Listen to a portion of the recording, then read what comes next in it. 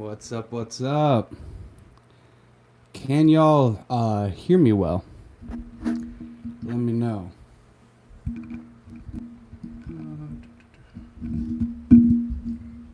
Sorry if I'm killing you with the sound here. Can you guys hear me well? Hmm?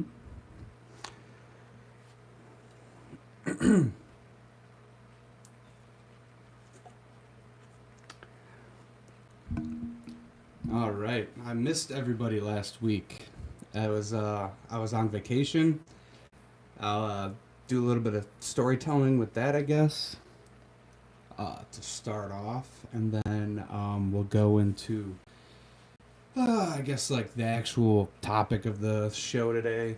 Uh, Getting into the minds of the beginners. I guess I'm doing a little bit of customer research in this because, for me, Jesus, for me, I sell to a lot of beginner fish keepers. You know, the plants that I focus on, the fish that I focus on, tend to be the ones that beginners, focus on because it's what sells best. Beginners basically fuel the entire fish industry, and yeah. So, guess we're just trying to brainstorm the psychology of beginner fish keepers, exactly what they're trying to accomplish. Oh, very nice. Very nice. Firemouth.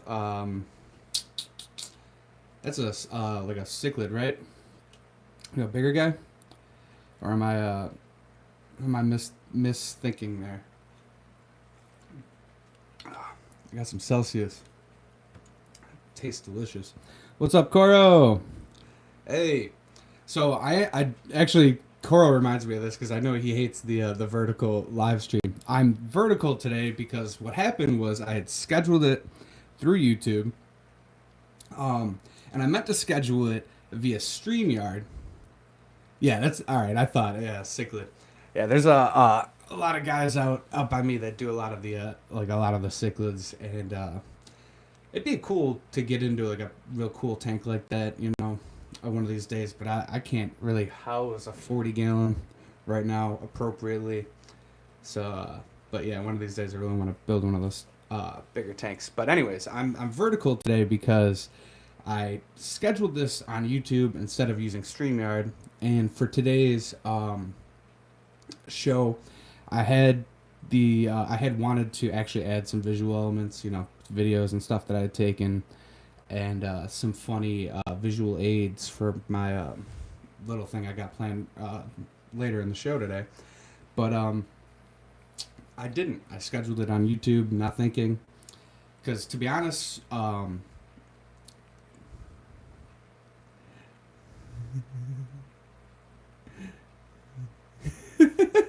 Goro, I'm just messing with you.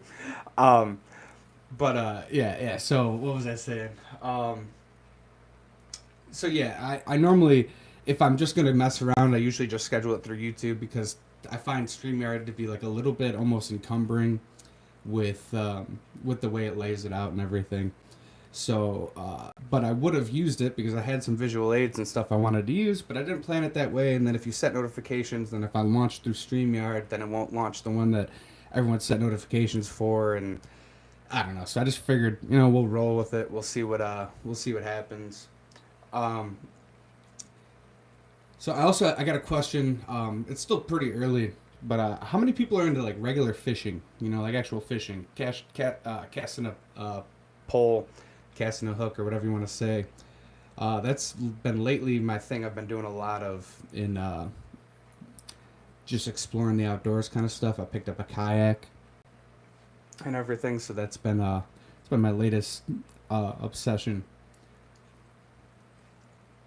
Getting outside. I am currently healing from some crazy sunburn on my head, peeling like crazy and peeling on my legs because when you're in a kayak and the corners of my knees are like sunburnt like crazy. But so like I was saying, I guess I'll just kind of riff. Hey, what's up, Shady?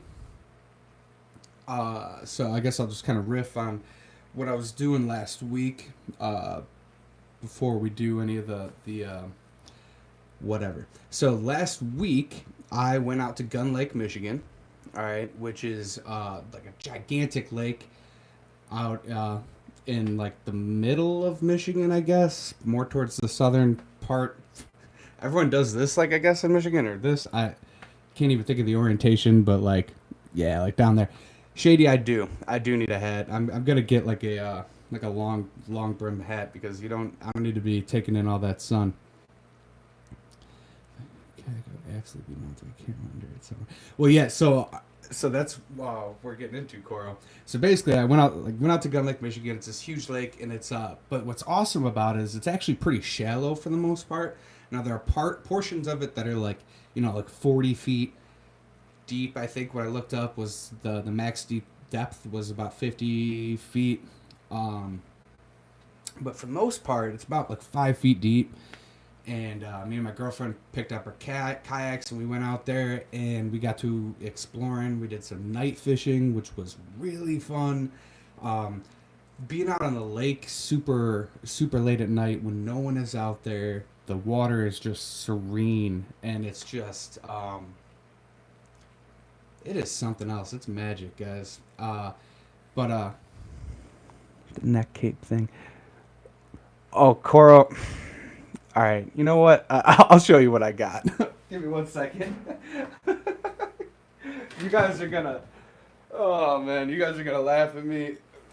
I get really into the stuff that I do. Obviously, like uh, I'm relatively new to fish keeping, and I got in deep fast, right? So, speaking of the neck cape thing, I got the fishing hoodie here, which did kind of help out with the sunburn, but it didn't keep.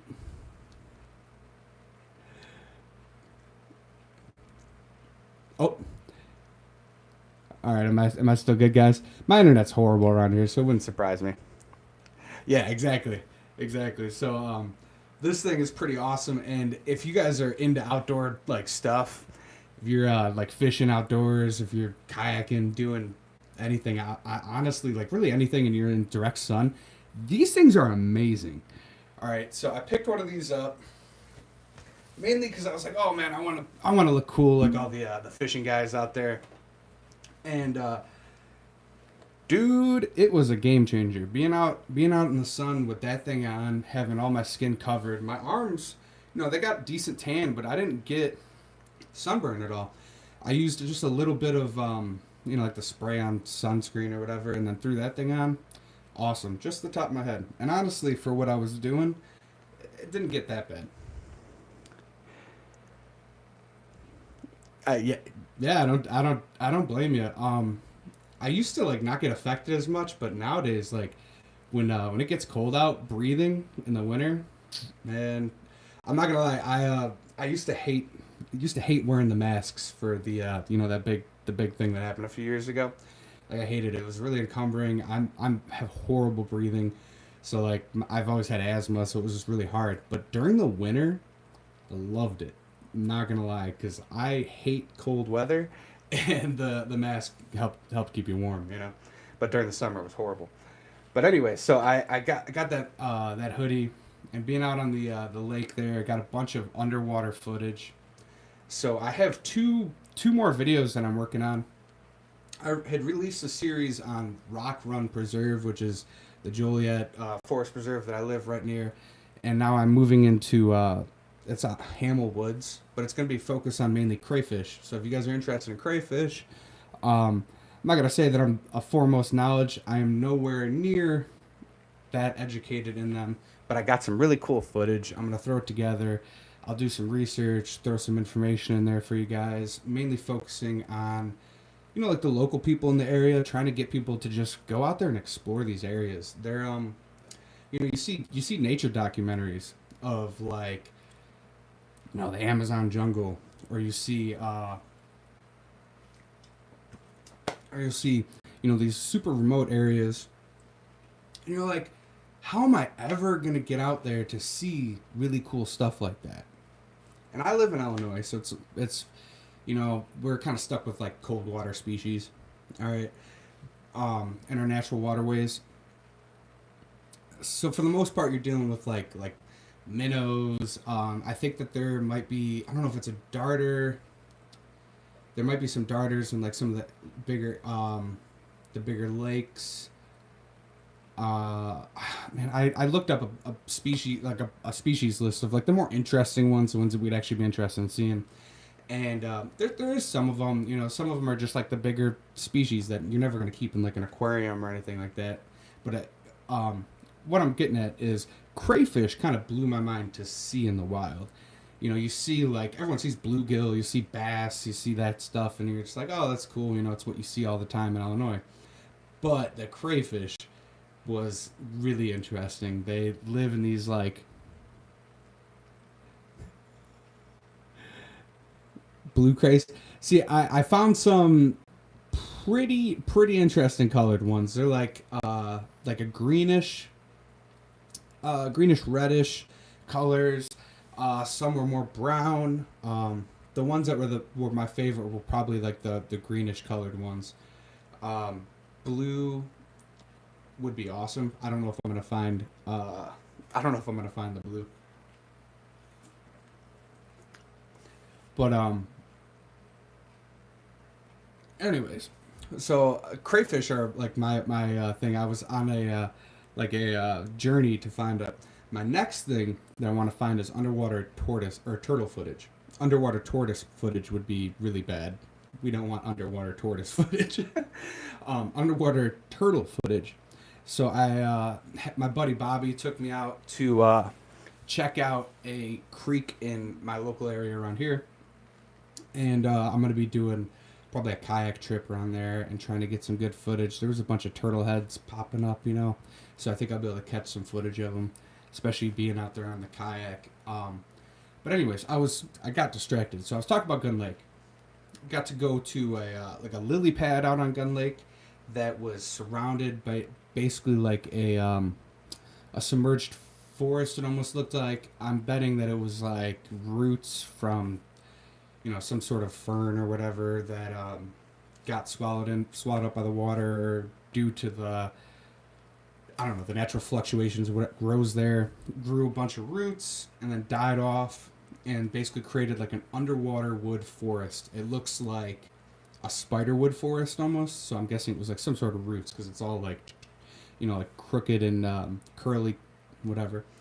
Um, so I got to take some footage of that. That was probably the coolest place. It was a little scary though because, like I said, the whole lake isn't really that deep. I mean, so we're talking like most of the lake is 4 feet, 5 feet deep. All right, and when we got to this area, it was like probably closer to 3 feet. And these sticks, it's like a underwater forest, like I said, and you come up to it, and then all of a sudden we're just like almost getting like land bound, on our kayaks, getting stuck. But there's like a bunch of, oh man, I was like scared. I'm like, oh my god, these things are gonna freaking poke a hole in my kayak, and I'm gonna end up being stuck out in the middle of this lake here. Let's see. I pulled any out. I've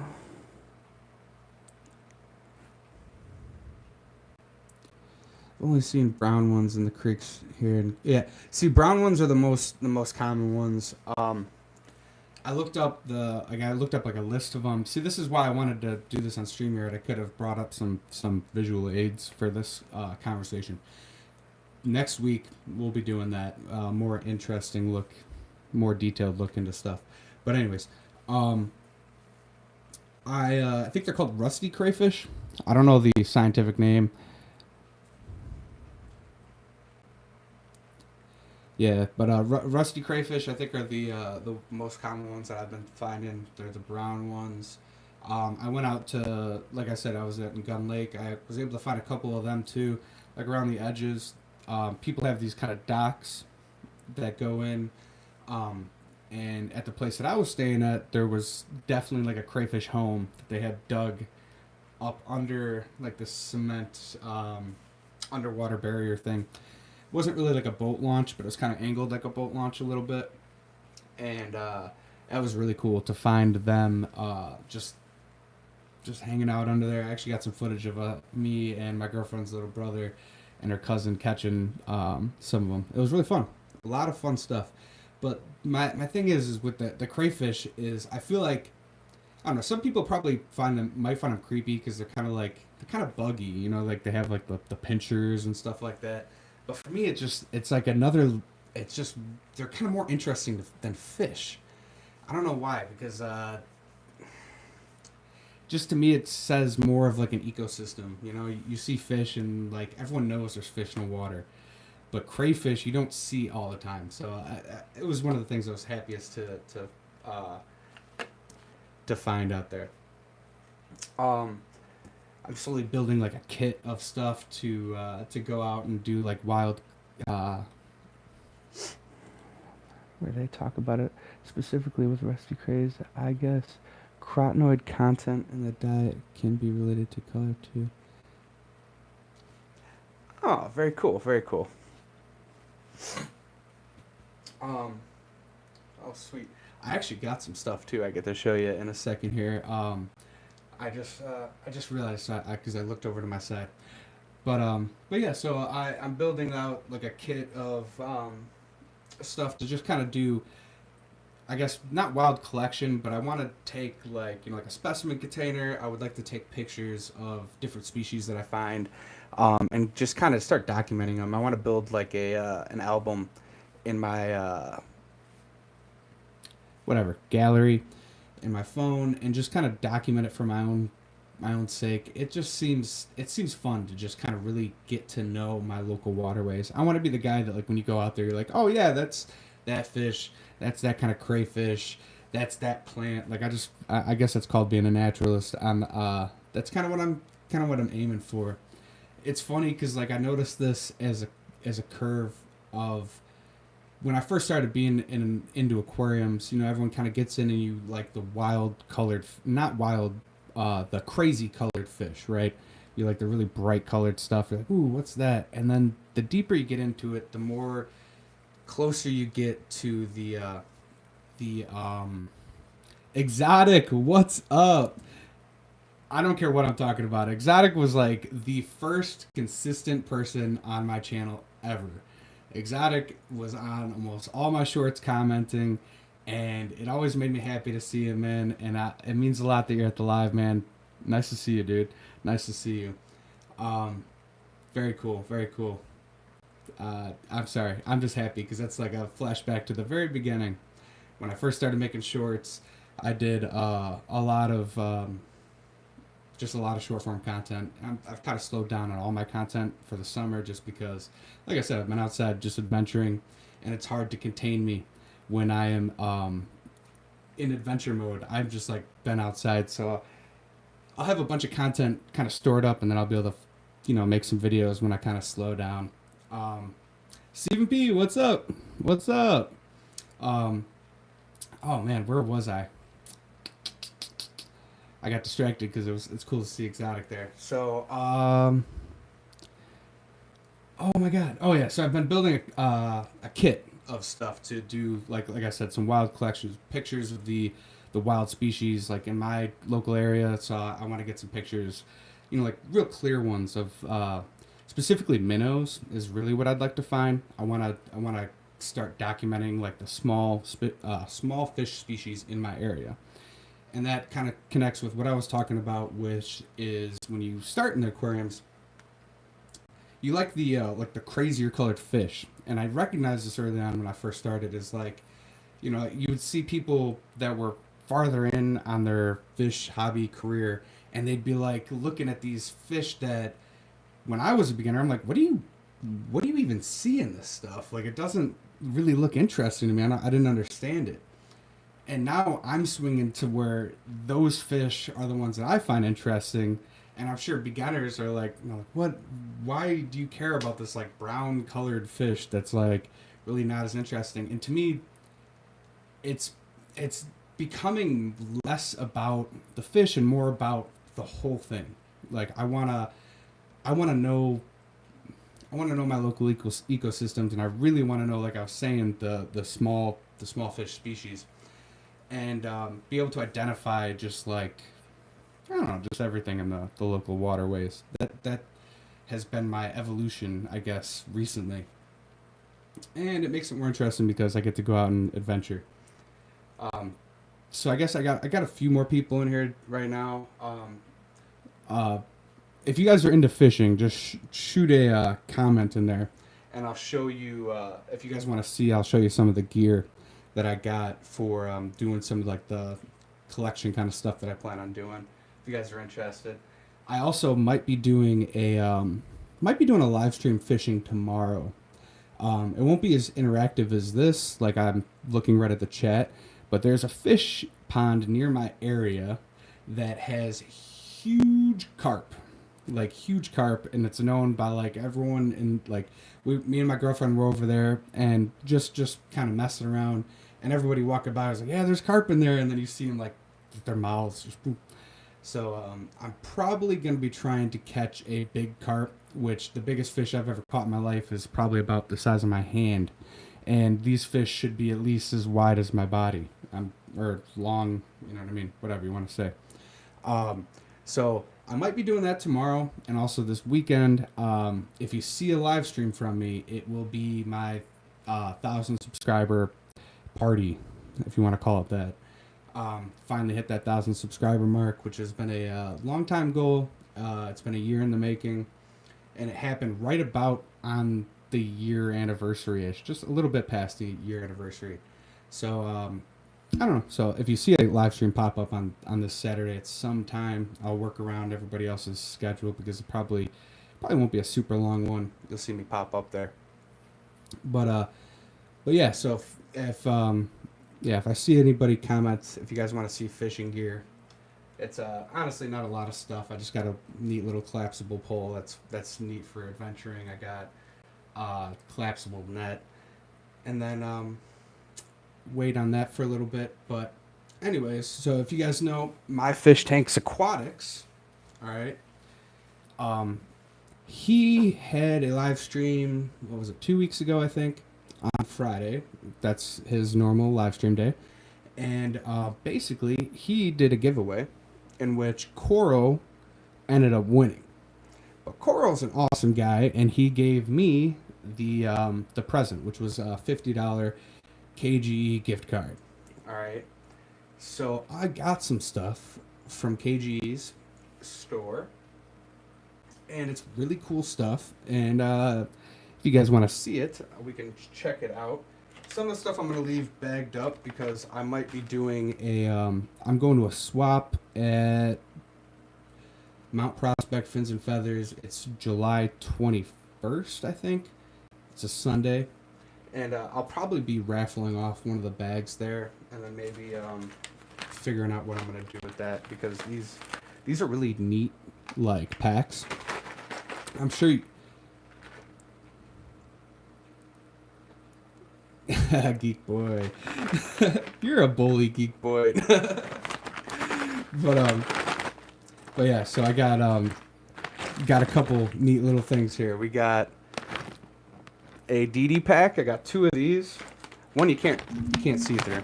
So, but I got two of these DD packs. These are probably going to be the ones that I end up raffling off. All right. It's got a I can't remember what these things are called. Oh, all right. So we got a Lotus Pod, a Baculia Pods, Twisty Pods, and Birch Cones. All right. And I think that'll be a neat pack for someone to whatchamacallit, build like an aquascape with. Definitely good for some shrimp to build up that biofilm and everything for them to eat off of it. This Lotus Pod is probably equally as creepy and as cool as you can be. I'm like looking at it, and it's just got all these like holes. If you got that tryptophobia or whatever it is, don't look. Cover your eyes. But yeah, so these things are really neat. I'll probably be doing maybe a raffle of that, or like a giveaway at my my local swap. And if I do that, then the money will go to the dude who's running the swap, because he's a great dude.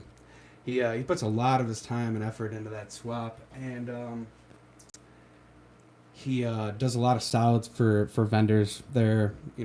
Some vendors have a harder time. There's actually a lot of bird vendors there. Like I said, it's called Fins and Feathers. So I can imagine that birds aren't as easy to sell as fish are. Just guessing. But anyway, so we got these.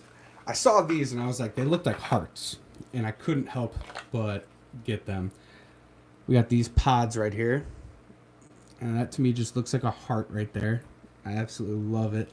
So I want to build like some sort of like breeding tank in this with like a heart centerpiece. Cannot for the life of me remember what they're called, but they're like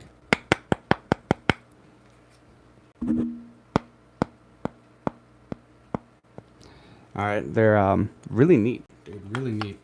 They're like hardy though, like hard, thick pods. They make like a good breeding cave.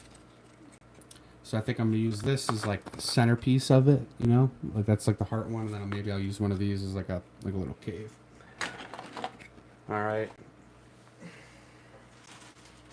Also got these. Now, so I got cocoa leaves.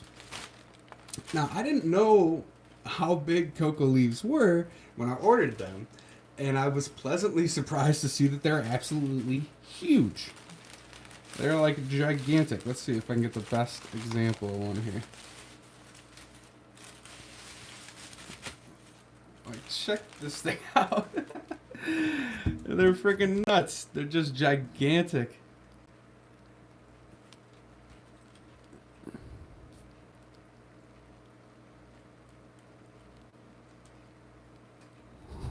What? What? That's either the joke is either above me or you're actually asking a real question. I'm too stupid for that. Too early for that. But all right, so look at this big old thing. Absolutely insane, because like I get the package in the mail and it was like huge, and I'm like, what the heck is in this thing? I just ordered some leaves and botanicals and stuff. I'm like, what the heck is coming in this? So anyways, I opened it up and it was these things that were so big. So this was a pleasant surprise. I think that yeah. So these are just really cool. I have some plans for stuff I'm gonna do, and I was gonna say it, but then I'm like, you know what? I think I probably shouldn't say it yet. But anyways. Oh, gotcha. I didn't know cocoa leaves were used in aquariums. We were surrounded by them. Yeah. From what I mean, you can't say that everything. Definitely not everything is okay to use as a botanical in an aquarium. All right, so we'll preface that. But like most leaves, as long as they're completely dried up, are pretty good to use for botanicals, like maple leaves, oak leaves. You can use all those. So I think what makes a good botanical leaf is obviously like the whatever you want to call it, the makeup of the leaf. But I think it's also like the thickness and how easily they break down, how long they last. That's why I think that catappa leaves and Indian almond are. I don't know if those are the same thing. Catappa leaves, like these are the. I think they're the catappa leaves or the Indian almond leaves. I don't know if they might even be the same thing. You guys let me know. But so like these are like some of the more common ones, and it's just because they're really thick and they're kind of almost like, even when they're dry, almost kind of leathery. And I think that that's why people gravitate towards using them, is because they break down, like better, like they hold together better when they break down. I like a good fibrous leaf that has a skeleton after the leaf starts to degrade. Exactly. That's yeah. So catappa and Indian almond leaves are the same. Yeah, I think that there's like one other common one that I would have sworn is different, and I can't think of the name right off the top of my head here. But anyways, this is either the catappa or the Indian almond leaves. I got a big old pack of the medium grade ones because I'm not too picky. I just use these for, maybe jackfruit. Which of these do you shrimp like to eat the most? Jackfruit? To be honest, I don't know which ones they eat the most. I know that my shrimp love these ones, and that's exactly what I was getting at. Is like these will be. I use these in my when I'm breeding Apistos, I have the Catapa leaves in the Apisto tanks because it kind of brings the like the tannins into it, makes it darker. For one, I think it makes the fish look cooler too. Two is I figure the darker the water when they're breeding, the safer they feel. You know, so I've added those in with those, and then I throw in a little bit. Won't that? I throw in a little bit of Catapa leaves. But I break it down real fine into my Cardinal Sulawesi tank to break down to feed the biofilm buildup in there. Now that could be just crazy. That could be, some people might not suggest that, but my colony's been building and building and building, and I'm gonna keep doing it. Yeah. So my Cardinal Sulawasis are still doing good. I have, I guess I'll do another update on. So I recently started potting plants to sell at my my swaps, and through my experiments with this, I've realized that Rotala loves being potted. Vallisneria does not like being potted as much. If anybody ever pots aquarium plants, feel free to chime in on this and give me some knowledge bombs here. That would be awesome. But my Vallisneria did not like being potted as much. The Crips are definitely digging it. The Dwarf Sage digged it. I tried to put some what is it? Corkscrew Val. That did not like it. So it was like my regular Val didn't like it. My Corkscrew Val did not like being potted. So those two probably going to continue to sell just as bagged portions. My Hygrophila seems to dig it. But yeah, the Bacopa likes it. But yeah, just found out that Vallisneria really does not like being potted. Maybe it was me. I don't know. Maybe I did something wrong when I was potting it. But for the most part, Val is like one of my best sellers, and I don't want to mess with the quality that I've been giving people. So I'm probably going to just continue to sell that as plastic portions. Yeah, so I got, they're like the black, I don't want to pull this out.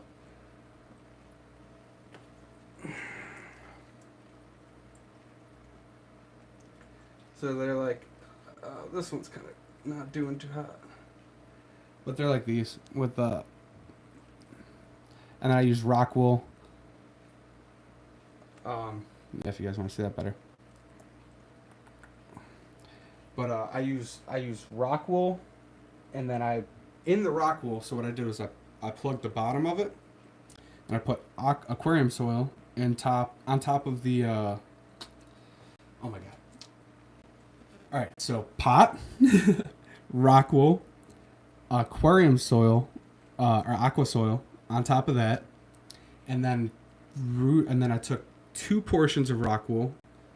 All right, put the rooted bunch in between the 2 portions, and then put it right on top. So basically, the roots are put right into aqua soil. And my thought was that when I sell them as potted portions, people can either just keep them in the pots, and it's kind of like I was kind of following aquarium co-ops kind of mindset, and then they started actually like really pushing this in some of the videos, and I was like, oh shit, so maybe didn't mean to swear there. So I was like, oh, maybe I'm onto something, because that's kind of like my thought was like, if I sell them a potted portion that's rooted really well into aquarium soil or aqua soil, so it's got the nutrients it needs right off the bat, that maybe it has that, it beats some of that melt that people deal with, and it kind of helps some of that, whatchamacallit, acclimation. So that's kind of been how I did it. But I've never potted Vallisneria, but given the way it likes to send runner halfway across the tank, I imagine. Yeah, and you know what? Exactly. Yeah, I think I might have choked it out when I potted it, and that was kind of that's the vibe I'm getting, because it really did not like it. So I don't think that I'm going to be selling Val in potted portions anymore. Definitely will do the Crips in potted portions, because the Crips are digging it. The Rotala is probably doing better in the pots than it does in most of my plants, just because it's got less competition within itself, I think, maybe. So, but I don't know. It's doing real good. All right, so I'll take your guys' opinion on this. I got a Fishy News a fishy news planned for today, but I didn't write a script for it.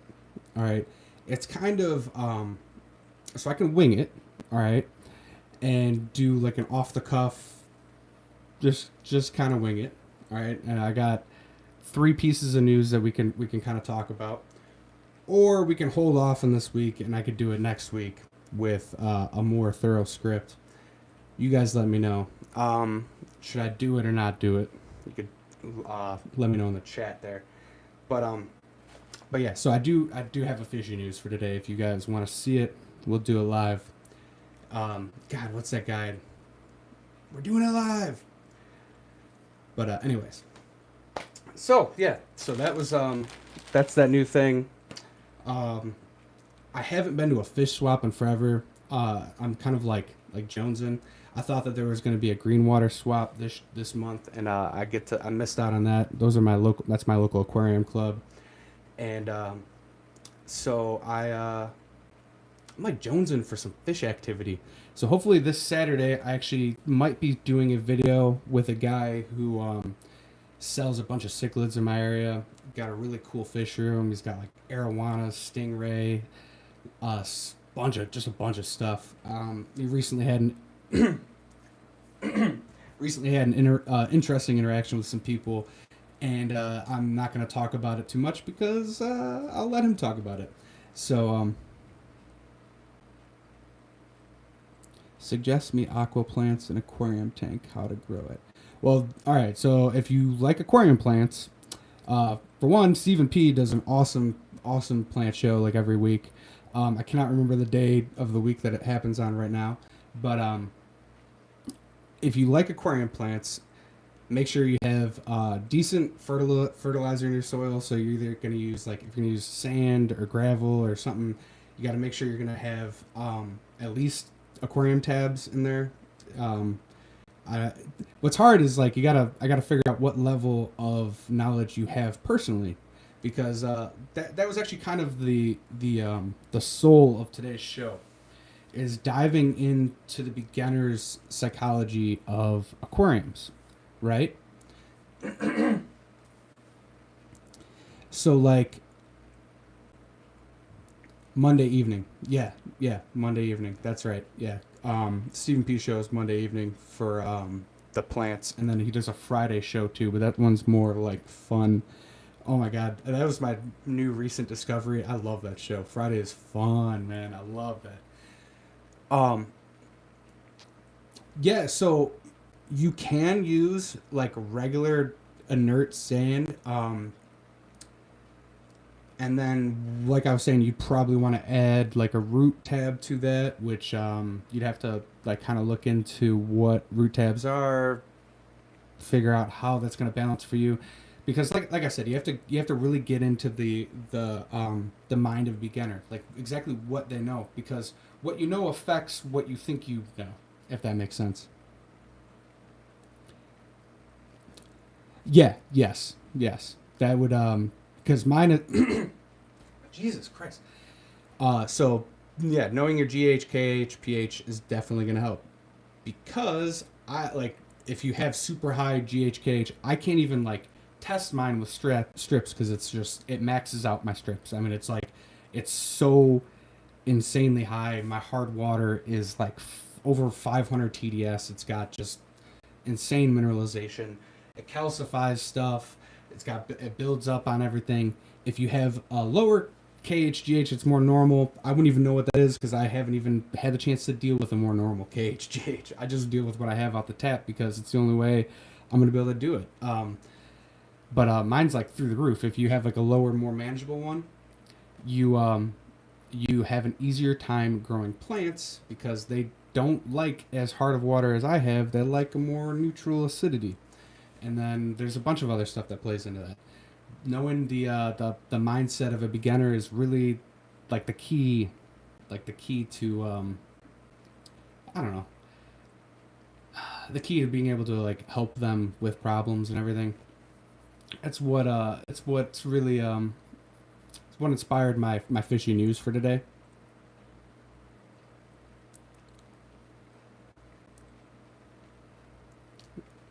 If it's a plant only system, high, yeah, high GH is fine for the most part. It's a dreaded KH that messes up the carbon equilibrium. Oh man, see that's already, I mean carbon. So like basically the amount of carbon in your system accessible to your plants would be affected by high KH. So I mean, I guess I kind of understand what the basis of that is, but like, yeah. See, so um, definitely check out Stephen P's Stephen P's channel. And that's, oh Jesus Christ. All right, so I think we're just gonna do the fishing news today because this subject that I want to talk about, we are like tiptoeing on the edge of it, and I think like I should just do it because it's just gonna it just makes sense. All right, we're doing the fishing news. Give me 1 second.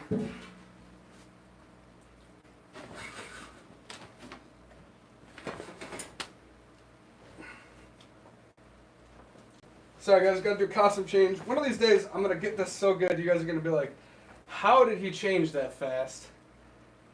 And you're gonna be like, he's magic. No worries, man. You just made it for the show.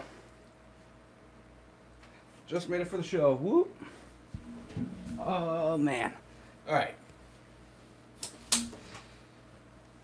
In the news today, there is Coral. That's the exact plan. I'm gonna make one.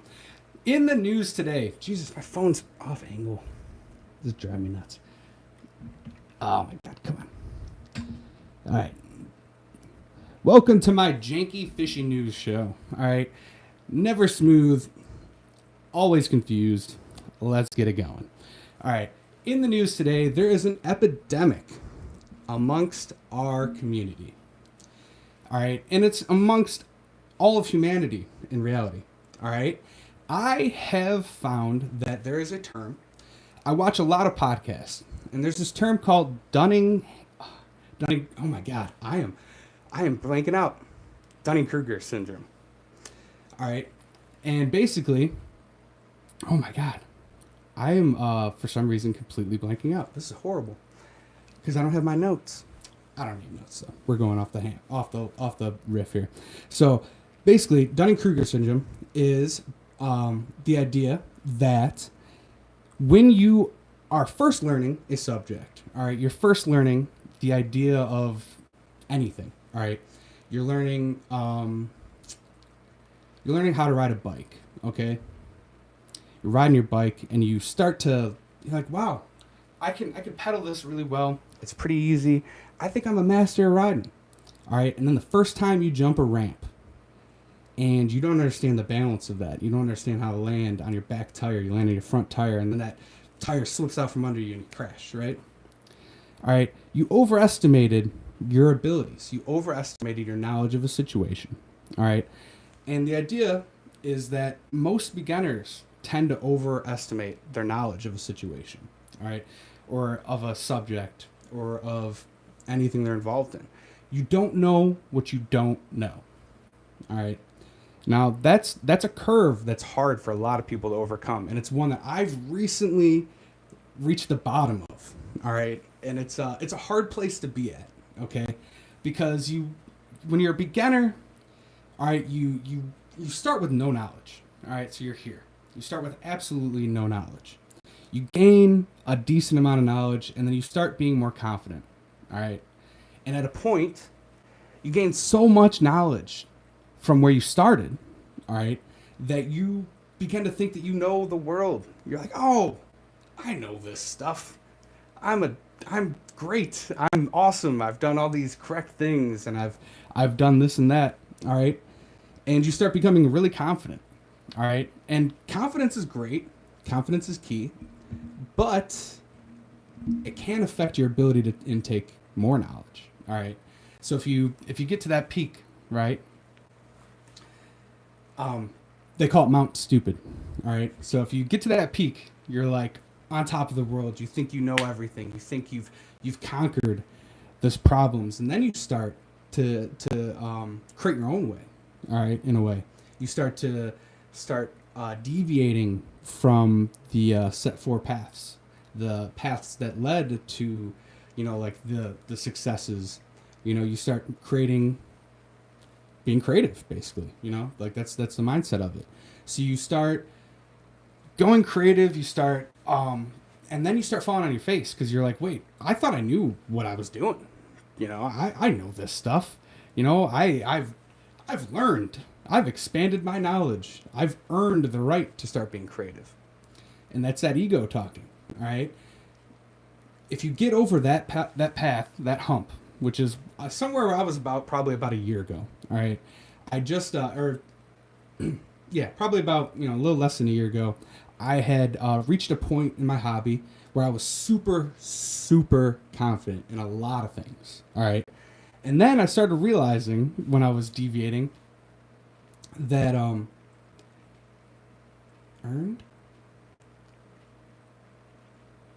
I don't know what you mean, Jeff. That I started realizing that I had not gotten as far as I thought I did. All right, I had gotten over like an amateur hump, maybe becoming somewhat above the amateur, but I hadn't gained the experience. I hadn't earned the experience. I guess maybe that's what Jeff is getting at. You have to earn that knowledge. You have to put that time in, and then so I'm going to relate this to the actual podcast that inspired this. I've recently I watch a lot of Joe Rogan, all right, because I love conspiracy stuff. I watch for his alien stuff. I watch for his government conspiracy stuff. I watch for that kind of fun stuff. I don't watch the fight stuff or any of that stuff. I'm not into that kind of thing. But anyways, so he had this guy Terrence Howard in there. All right, Terrence Howard is an actor that when I was like, holy crap, I remember this guy. Like I've seen the movie Crash, seen him in a few different things.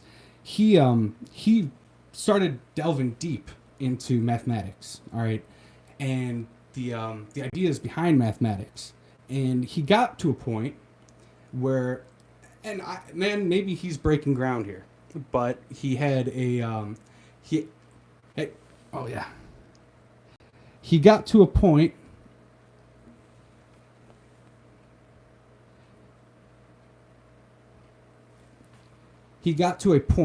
where he started thinking that he knew more than the people that had put years and years and years, thousands of years of built up mathematical knowledge, right? And he started wanting to break the barriers of that and being like, hey, I have these new tools. And the mathematical community did not receive that well. All right. They did not receive that well because he didn't earn the respect. He brought it and he was just like, you guys are all wrong. I have this new way of thinking. I have you're wrong. This is it. He didn't put in the real effort into that. Yeah, I got to get my girlfriend to comment on that, or comment so I can add her again. So yeah, he basically he had like thought that he broke the mold in math, and like he started just describing his new way of thinking and saying that like it was based on like 1 times 1 shouldn't equal 1. He's like, if you multiply something by something, it gets bigger. So 1 times 1 can equal 1. And then, like this guy, Brett Weinstein, who's a mathematician, he teaches at Harvard, or had taught at Harvard. I think he got canceled there. Basically was like, you're wrong, dude. I can prove to you you're wrong in all these different ways. What's happening is you are overestimating your abilities in a field that you are new in, and you've gained a lot of knowledge, and you have a really active mind, and you really are really smart, and you really are adding to the overall conversation, but you're doing it the wrong way because you're forcing in an opinion that is not educated to the level that it should be. You're passing it as knowledge, and you're becoming a teacher. You're becoming a teacher before you were a student long enough. All right, and that's kind of the thing you see in a lot of like, Facebook groups. To bring it back around to the fish stuff, you see a lot of people, the blind leading the blind. You see, like a lot of stuff like that. And so, on my channel, I've always kind of tried to ride the line of like keeping it just interesting and just showing people like what I'm doing, And I always preface with saying I am not an expert. I'm 32 years old. All right, finally getting to the point where um where I know what I don't know. Uh, no, that's not the right. I don't know what I don't know. I know that there's a lot that I don't know, and I try not to, hype myself up more. I did do that. I started doing that, and like I said, I'm at the bottom of Mount Stupid now. All right, I fell down, Mount Stupid. I'm done trying to reinvent the wheel. I've reached that mindset, and I've come down from it, and I think that's it's something that happens to a lot of aquarists, but then there's a lot of people that just let their ego, kind of get into that. I realize I focus on ego a lot. I think in a lot of my conversations because I think that there's I don't know. I think that aquariums can kind of separate you from that if you really let it. You let it just you can let it be. You can learn about nature because it can do a lot by itself. Jesus. I think it's just dry or something in here. I'm always coughing so much. My humidity is 64%. I got a medium face on my man, I don't know, whatever. But anyways, yeah. So Dunning-Kruger effect, You see, Juanita, yeah, exactly. That's the point. It's like I'm getting to the point where I know what I don't know, and I'm okay to admit that I don't know everything. I want to just share experience, and I want to make other people more comfortable with that because, when you put those walls up, I think that's like the main thing about the Dunning-Kruger effect. At the top of Mount Stupid, you're putting up a lot of walls saying, like, I know better than you, I know this, and it really makes you kind of like miss out on a lot of knowledge for a little while. But once you fall back down, you can become a student. I remember when I was a kid, not a kid, but I was a young teenager or whatever, and I read a book called The Beginner's Mindset, and it was about like meditation and then approaching everything in life as a beginner. All right, approaching everything in life as something you know nothing about. Looking at something, assuming nothing, and really learning. All right, and that's where I like being at nowadays. Yeah, so fishy news, Dunning-Kruger effect. That's hot in the news. All right, so now I got two more for you. All right, the next one is, I'm pretty sure Dustin's fish tank is the ShamWow guy. Look it up, man. Like they got the same flow. They even look the same. I mean, like if you look up their face, you can't really find a modern picture of the ShamWow guy because he's been out of the mix for a while. All right, he had a little mix up. Not a great guy. But if you look this up, I'm telling you, it's the same person. The young ShamWow guy is Dustin's fish tanks. Look it up. I'll post pictures comparing the two later. But you can't find like a modern picture of him. So the ShamWow guy, it's like the most recent picture I think is like almost 10 years ago. And I'm telling you, their flow is the same. It's like I'm pretty sure Dustin's fish tank got his flow from ShamWow guy. Or it's him. It's actually him. So just saying. Exactly. That's what I'm saying. They got to be related or something, man. Look it up. And then as far as what's up, Red Laser? What's up, Pile? I forgot to shout everybody out here. Jeff, Geek Boy, Pile, Red Laser, Juanita. Exactly, Geek Boy. That's what I'm saying. It's just like Will Ferrell and the drummer from Red Hot Chili Peppers. There's these people that are just good at being famous, so they're like, you know what? I'm gonna create two famous personalities, and I'm just gonna like get out there and do all this other stuff.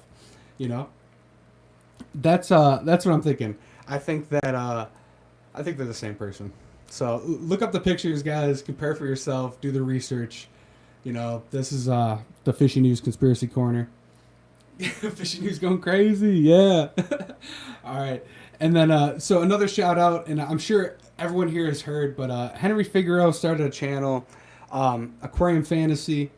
If if there is a moderator out there that can throw his channel in the comments. Actually, we're in short mode, so I don't know if the links work in short mode. It might not. But look up Aquarium Fantasy. Check out his channel. He's a good guy. He's been someone that I've seen in lives for. Oh my god, I just burped, guys. I am really sorry. That was rude. Excuse me. But so basically, I've seen Henry in like the live streams for a long time now, and it was cool to start seeing him make videos. I'm a little late on this news because I didn't do a live stream last week. I would have shouted him out, but yeah. So check out Aquarium Fantasy with Henry Figueroa. Awesome guy. Jeez. Chad Smith and Will Ferrell did a drum off though. They have been in the same place. Fake news. I don't believe it. No, you're right, Coro. You are right. But you've definitely never seen ShamWow and Dustin's Fish Tanks in the same room. So I'm sticking to it. But yeah, so that's the fishy news. I held off to the end, so I'll just kind of finish off the rest in uniform here. It is definitely warm though. I think my face is actually getting redder from it. Yeah, so I guess we'll finish up with you guys got anything you want to shout out or let me know about or anything you're excited about. Keep in mind keep a lookout for possibly a live tomorrow. I will be doing hopefully some carp fishing. Either way, I'm going to be doing carp fishing. Thank you, Branton. You are awesome for that. Thank you very much. But so tomorrow I will definitely be doing carp fishing. Whether or not I will be going live while doing that, I may not. But there's a pond, like I was saying. I'm just saying this because Jeff's here now, and I think he missed it earlier. But I'm gonna be doing some carp fishing. I keep saying that, but I'm just super excited because it's like my new obsession. And so I'll be going out there. Maybe I'll go live. Maybe you guys will see me catch the biggest fish I've ever caught in my life, which isn't hard because the biggest fish I've caught is like my hand size. So yeah, so we'll be doing that, and then if I go live this Saturday, it'll be 1,000. Yeah, right, Coro. It was carp. If you didn't hear it, it was carp. But Junior, happy birthday, Junior. You just got a shout out from the fishy news. It's the news. Junior's birthday is now. Check it out. Happy birthday. But yeah, so then, like I said again, though, if you see me go live this Saturday, it'll more than likely be 1,000 subscriber celebration. I don't know if I'll go for a full hour, but if I get brave enough, that may be a giveaway. So you guys heard it here. So the people that are really the fans, if you guys want to say that or whatever, if you guys show up, you might get a chance to win something. But probably won't have that in the title because I just want like the real people to fucking show up.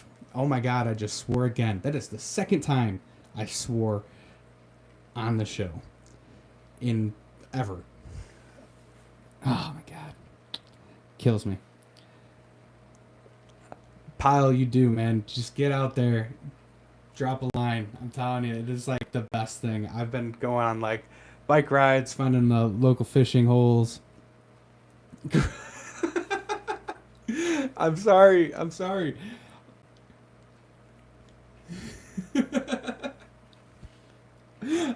guys. But yeah. So, oh Jesus. Yeah. So get out there, Pile. Drop a line. Just enjoy it because it has just been beautiful lately. I've been enjoying just being outside. Like I said, I've been taking bike rides, finding the local fishing holes, learning a lot about the local area. I mean, and I actually, I never posted this video because I took it and then I got really distracted by a bunch of other stuff. But my water runs really chlorine heavy, all right, out of my tap. Super chlorine heavy. Sometimes it smells like bleach coming out the tap, right? So I'm at a stream, right, it looks like it leads towards my water treatment plant. I tested that water, all right, in that stream. Bleach, chlorine. So now I'm wondering if it's, now that I say that out loud right now, I'm like wondering if my test strips are bad. but that stream literally had chlorine in it. Stuff like that. It's like when you start getting outside in your like local area, you're just like, what are we affecting everywhere? You know, like it kind of drives you crazy in a way. You're like, Jesus, can we not be tainting all the yeah, yeah, that's possible, Geek Boy. I've traced it. Because that's the stream that I was doing my video series on, and I should have mentioned it in the video, but I didn't get the footage until after I had dropped the second one. But but yeah, it was like concerning. I'm just like, why are we having bleach in this water? And there was a huge mat of this like red plant, and it was all gone when I didn't test the water the first time, so I had found this like mat of red plants, looking like some sort of Ludwigia or like a Alternia or whatever. Um, and Didn't test the water that time. Then when I came back, I tested the water. A bunch of chlorine. Plants are gone, and I'm not seeing any fish. So I'm wondering if they had killed a bunch of stuff because of something that happened there. Um, I don't remember the number. I can probably find the video. Um, I mean, I remember because these are the test strips I used. The SJ Wave, whatever. Not the best, so that's why I'm also wondering if the quality of these just isn't the greatest. But I remember it being pretty green. Like it was pretty green. Um, so, but yeah, I don't remember the exact number. And I just remember being like, what is going on here? I wish I knew more. How southeastern Illinois has pygmy sunfish. Jeff, I'm pretty certain that I've caught sunfish before. I'm pretty certain. I I'm new to like differentiating the species and everything because that's the thing I'm really working on. But like so I've caught a bunch of bluegill and I've caught these fish that definitely have like the yellowing on the edge of the fins, really yellow belly. And they look somewhat like a bluegill, but they have more coloration throughout their side, and it's more of like more patterning. And from the pictures I've seen online, like I'm pretty sure that that's a sunfish. I think I have a picture of one that I've caught, so maybe I'll post that up, and maybe you guys can check that out and let me know. But they're really awesome. Yeah. So it is. Oh, just got a text message from a guy I do work for, and I think I have a side job on Friday. Sweet. So yeah, so we're just gonna ignore that comment. We don't talk about politics here. So yeah, that is that. We are hitting the hour, which means I gotta get ready for work because we all gotta work for money for some reason. I don't know. But pygmy sunfish are 1 inch long. Oh, dude. That is awesome. Pygmy sunfish, 1 inch long. Okay, I gotta look into those, man, because that's something that I would love to find out there. That's the kind of stuff I want. Like I gotta get a species container or a specimen container and start taking pictures of all the species, and that would be one that's a lot of fun to find.